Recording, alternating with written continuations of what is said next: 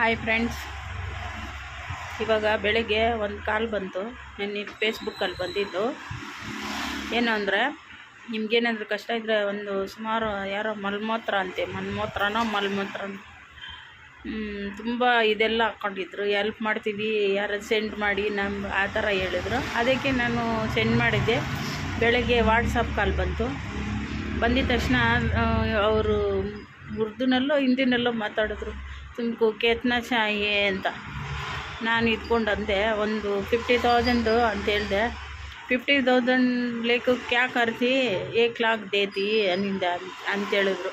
2-3 ಸಾರಿ ವಾಟ್ಸಪ್ಪಲ್ಲಿ ಕಾಲ್ ಮಾಡಿದ್ರು. ಏನು ಹೇಳ್ತಾರೆ ಅಂದರೆ, ಕಾಲಲ್ಲೇ ಇರಿ ಅಂದರು. ನಾನು ಇದ್ಕೊಂಡು ಅಂದೆ, ಇದು ಫೋನ್ಪೇ ಇದೆ, ಗೂಗಲ್ ಪೇ ಇದೆ, ಮಾಡಿ ನೀವು ಹೆಲ್ಪ್ ಮಾಡೋಂಗಿದ್ರೆ ಅಂತ ಹೇಳ್ಬಿಟ್ಟು ಮನೆಯಲ್ಲಿರೋ ಪರಿಸ್ಥಿತಿ ನೋಡಿ ಒಂದು ವಿಡಿಯೋ ಮಾಡಿ ಹಾಕಿದೆ ಅವ್ರಿಗೆ. ಸರಿ ಅಂತೇಳ್ಬಿಟ್ಟು ಅದನ್ನು ನೋಡಿಬಿಟ್ಟು तुम्हारा ವಿಡಿಯೋ देखी बहुत तकलीफ है, 2 लाख डालती ಅಂತ ಹೇಳಿದ್ರು. ತಿರ್ಗಾನು ಹೇಳ್ತಾರೆ, ಲೈನಲ್ಲೇ ಇರಿ ಅಂದರೆ ನಾನು ಕಟ್ ಮಾಡಿಬಿಟ್ಟೆ.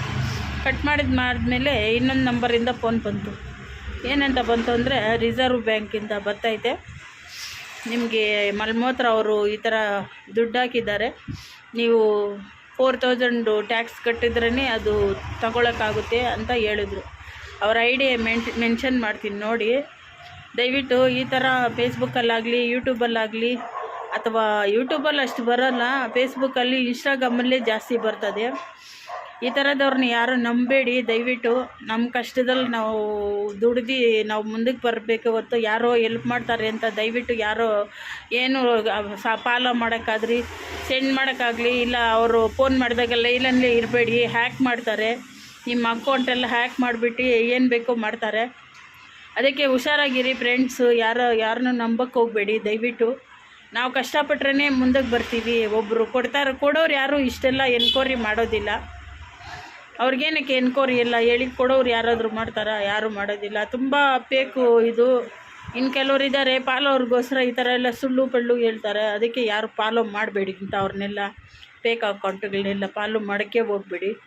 ಅವರು ನಮ್ಮಿಂದ ಇವ್ರನ್ನ ಜಾಸ್ತಿ ಮಾಡ್ಕೊತಾರೆ, ಫಾಲೋವರ್ಸ್ನ ಅಷ್ಟೇ ಹೊರತು ನಮಗೇನು ಹೆಲ್ಪ್ ಮಾಡೋದಿಲ್ಲ. ದಯವಿಟ್ಟು ನಮ್ಮ ಕಷ್ಟನ ನಾವು ನಂಬ್ಕೊಂಡು ಮುಂದೆ ಬರಬೇಕೆ ಹೊರತು ಯಾರೂ ಮಾಡೋದಿಲ್ಲ. ದಯವಿಟ್ಟು ಎಲ್ಲರೂ ಅರ್ಥ ಮಾಡ್ಕೊಳ್ಳಿ. ಯಾರನ್ನೂ ಈ ಥರ ಫೇಸ್ಬುಕ್ಕಲ್ಲಾಗಲಿ, ಇನ್ಸ್ಟಾಗ್ರಾಮಲ್ಲಾಗಲಿ, ಇದರಲ್ಲಾಗಲಿ ಏನರಲ್ಲಿ ಸೋಷಿಯಲ್ ಮೀಡ್ಯಾದಲ್ಲಿ ನಂಬಬೇಡಿ. ದಯವಿಟ್ಟು ನಿಮ್ಮ ಕಷ್ಟನ ನೀವು ನಂಬ್ಕೊಳ್ಳಿ. ಅಷ್ಟೇ ಹೇಳೋಕ್ಕೆ ಇಷ್ಟಪಡ್ತೀನಿ. ಓಕೆ, ಬಾಯ್.